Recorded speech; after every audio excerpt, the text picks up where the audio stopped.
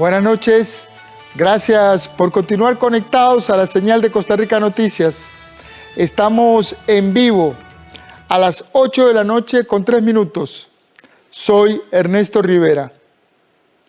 La avalancha de nuevos casos diarios de COVID-19 y la ola de hospitalizaciones ya tiene varios hospitales de la Caja al borde de su capacidad límite para recibir nuevos pacientes. Esta es la situación del Hospital San Juan de Dios y del SEACO. El resto de los hospitales está con sus capacidades en un 60 o 70% del total de lo que aguantan. El ministro de Salud y el presidente de la Caja lo vienen señalando reiteradamente. Si la cantidad de casos continúa en aumento, el sistema de salud pública va a saturarse. ¿Cómo decidirán los médicos a quién recibir en cuidados intensivos y a quién no, cuando no haya camas? ¿Con qué criterio decidir sobre el uso de un respirador mecánico? Estos son problemas de bioética que pronto serán parte del debate nacional. Para conversar sobre estos temas tan fundamentales en las duras semanas que vienen, invité hoy a la doctora Sandra Rodríguez Ocampo. Ella es jefe del área de bioética del CENDEICE en la Caja. Buenas noches, doctora. Bienvenida al set de Costa Rica Noticias. Muy buenas noches, don Ernesto. Muchas gracias por la invitación. Doctora, la perspectiva sanitaria con esta avalancha de casos en las últimas semanas no es muy alentadora para el sistema de salud. La Caja tiene ya un protocolo de bioética sobre cómo actuar en un colapso sanitario provocado por la pandemia. La Caja cuenta desde la bioética con lineamientos para la toma de decisiones. Son una serie de recomendaciones, un marco de referencia para que los clínicos puedan basarse a la hora de decidir, de priorizar quiénes van a ser las personas que se van a beneficiar con la hospitalización o la atención, eso en caso de que los servicios pues sean insuficientes para satisfacer la demanda que vamos a tener de personas con enfermedad que requieran este tipo de servicios. Y pues fundamentalmente uno sabe que las situaciones más críticas se dan con respecto al acceso a ventiladores, ¿verdad? Y en esos términos los lineamientos bioéticos hablan de justicia distributiva, que es un principio bioético fundamental a considerar en estas situaciones como la actual, y habla de mantener una equidad entre los pacientes que tengan la enfermedad COVID-19 y aquellos que no la tengan. Eso es un asunto muy importante porque no vamos a dejar pues, de atender personas que por su enfermedad van a requerir algún tipo de manejo en una unidad de cuidado intensivo. Ellos también pues tienen su derecho.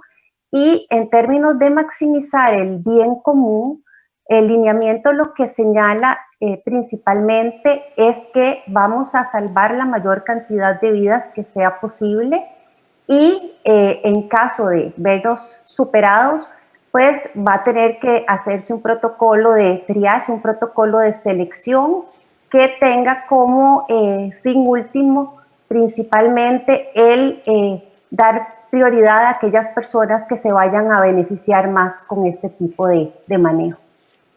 Así es, doctora Rodríguez. Justamente este triage, que es un término un poco en la jerga médica, científica, pero que ya empieza a tomar popularidad en la gente, es el tema álgido en momentos como estos. Entiendo que el manejo de estas situaciones parte de lineamientos básicos, de 4 lineamientos o principios básicos. Explíquenos un poco cuáles son y qué significan. Sí, claro, con mucho gusto. Bueno, se parte de un valor supremo que es la vida humana, ¿verdad? Y además de un principio superior que es el respeto por la dignidad de las personas y por los derechos humanos que le son inherentes a cualquier persona solo por el hecho de serlo, ¿verdad? De ser una persona. Y a partir de ahí se derivan otra serie de principios que son muy importantes considerar a la hora de tomar decisiones, dentro de los cuales está el principio de beneficencia, o sea, hacer el bien, el principio de no maleficencia, que quiere decir no hacer daño, el principio de autonomía, que es el respeto por las decisiones de las personas, y el principio de justicia distributiva, que tiene que ver con esta equidad que yo le mencionaba y que en este contexto pues adquiere especial relevancia y que tiene además que ver con un uso eficaz y eficiente de los recursos que tengamos disponibles. A partir de estos principios se van a derivar otros que son valiosos y que en lineamiento pues se desglosan en una serie de recomendaciones. Dentro de estas recomendaciones, una que ya hemos visto que está en práctica en este momento es la solidaridad entre los diferentes centros de atención, es la distribución de los pacientes en los diferentes centros, como hemos visto. En el Hospital San Juan de Dios pues ya se llegó a su capacidad máxima en algunos de los servicios y los pacientes han tenido que ser dirigidos hacia otros centros. Esa es una gran ventaja que tiene nuestra Caja Costarricense de Seguro Social, que nos permite pues manejar los pacientes de ese tipo y con una muy buena comunicación entre los diferentes centros. Nos permite también tener claras cuáles van a ser las fases de expansión de los servicios también, ¿verdad?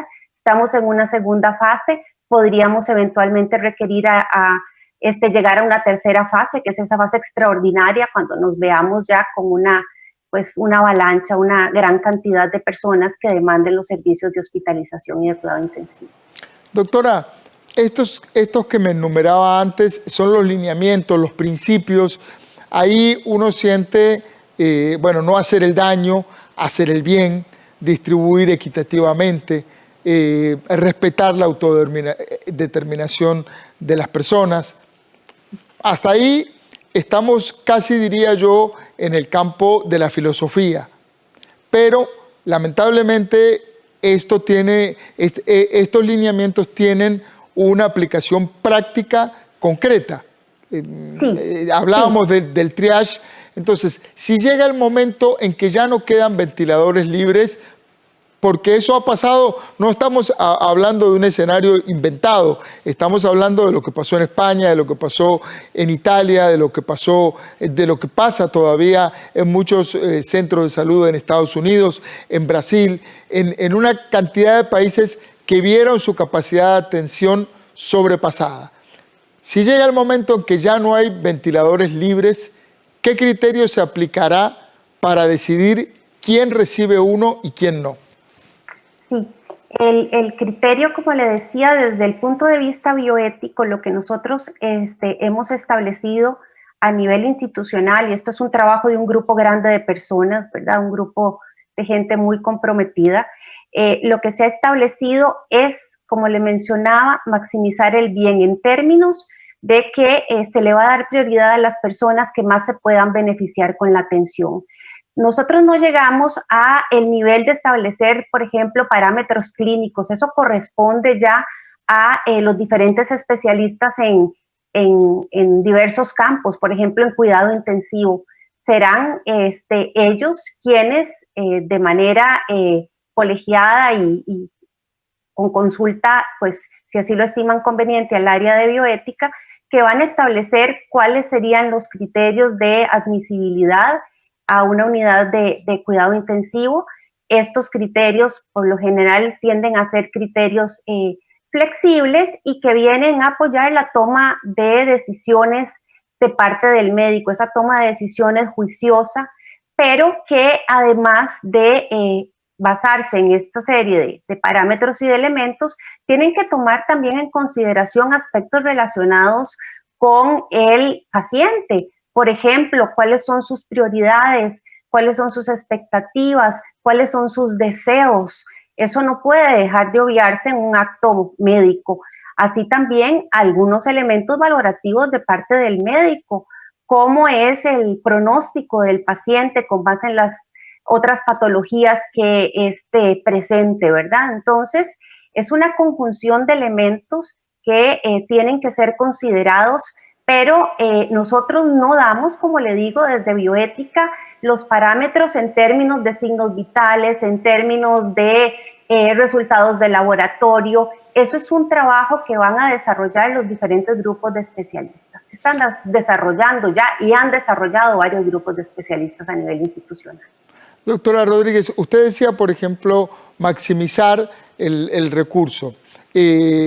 Alguien que tiene un pronóstico muy comprometido porque su cuadro clínico así lo indica, y otra persona que tiene una posibilidad más alta de salir con bien. Ambos están compitiendo por ese ventilador o por esa cama de cuidados intensivos.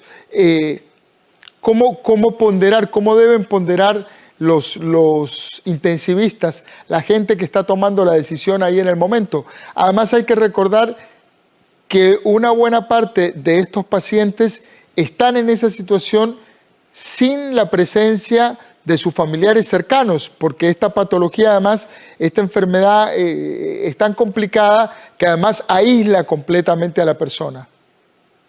Sí, en esos casos extremos, muy lamentables, esperemos que logramos contener esta ola que tenemos en este momento y que no nos veamos ante esos escenarios, pero bueno, si se dieran, entonces la decisión tendría que basarse principalmente en determinar cuál tiene la mayor posibilidad de sobrevivir.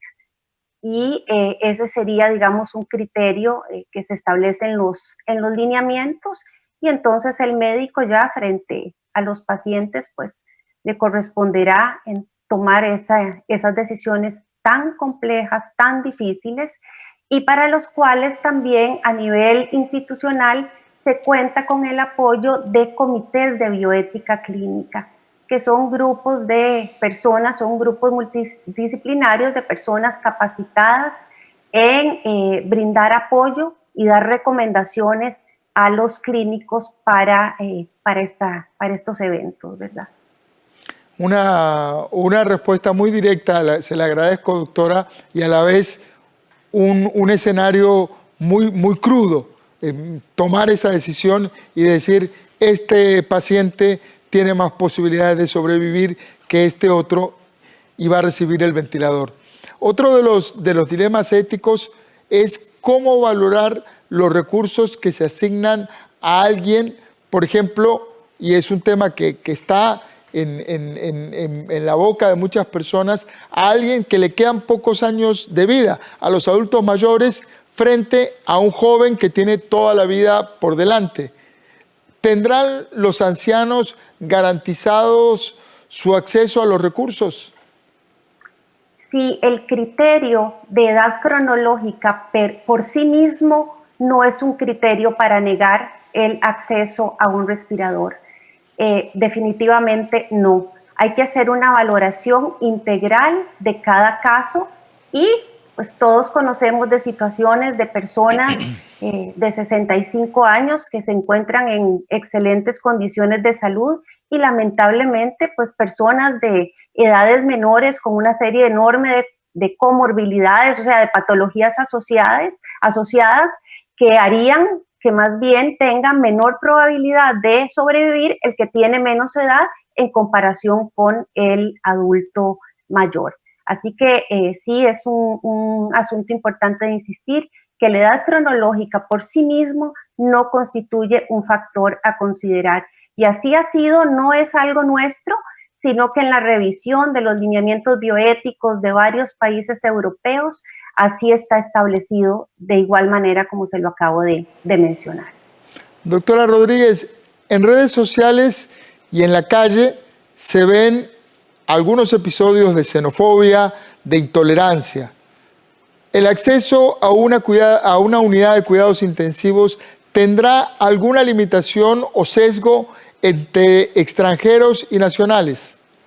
Los lineamientos bioéticos no establecen discriminación ni por edad, ni por sexo, ni por nacionalidad. Hablamos al principio del respeto por la dignidad de las personas y los derechos humanos que les son inherentes a estas, de manera que no podemos utilizar esos criterios para hacer discriminaciones. Hay también, porque todo, es todo un escenario nuevo y muy duro, un escenario muy límite en muchos sentidos. ¿Se ofrecerá alguna prioridad para el personal de salud, para el personal sanitario? El personal de salud es una de las poblaciones que más se ha contagiado en esta pandemia. Los lineamientos no lo señalan así de manera explícita. Se habla de maximizar el bien común, y cuando hablamos de maximizar el bien común no podemos dejar de lado o no podemos dejar de pensar que perder a nuestros funcionarios que están atendiendo a los pacientes y que podrían salvar la vida de muchas personas significaría hacer un gran sacrificio, ¿verdad? Nosotros a nivel institucional, sí, los lineamientos especifican la importancia de proteger a los funcionarios, de dotarlos de su equipo de protección personal para evitar el contagio, pero bueno, sabemos que a pesar de muchas medidas, esta exposición continua de ellos, pues los hace mucho más susceptibles a poder enfermar. Doctora, hay un documento en el que que ya está redactado, en el cual usted participó, que usted mencionaba colateralmente hace un ratito con otros profesionales. Ese documento que condensa de alguna manera estas ideas y estos lineamientos ya existe y se presentó, entiendo, a las autoridades de la Caja. ¿Cuándo podrá el público conocerlo? Ya la versión 2 del documento fue aprobada, fue publicada a nivel institucional. Ese documento está disponible en la página web de la Caja y puede ser consultado en cualquier momento. Hoy, al día de hoy, estamos en proceso de revisión de esa versión. De hecho, mañana ya estaremos trasladando la versión 3 a las autoridades para que sea analizada y sea aprobada. Y es importante aquí hacer énfasis en que la situación es muy cambiante, la evidencia cada día es mayor y eso nos obliga a estar haciendo revisiones periódicas de este tipo de documentos. Doctora, otros países ya pasaron por estos dilemas. ¿Qué lecciones puede Costa Rica tomar de estos países? Yo creo que la lección más importante que nos la han dicho todas las autoridades de salud es que la prevención es lo primordial. Es lo primordial, es la única manera de evitar esta saturación de los servicios de salud, esta capacidad de respuesta avasallada prácticamente por la gran cantidad de casos. Insistir, y yo creo que hay que hacer aquí un llamado muy importante a la solidaridad, a fortalecer los vínculos como país y a dejar de lado las actitudes individualistas. Tenemos que pensar en los grupos más vulnerables, tenemos que cumplir con las medidas de prevención que se nos han dicho, quedarnos en casa y si no es posible, por diversas razones, porque uno sabe que a veces la situación económica y demás es muy complicada en algunas familias, pues las medidas de protección que ya todos conocemos, ¿verdad? El distanciamiento interpersonal es importantísimo, los protocolos, el uso de mascarillas.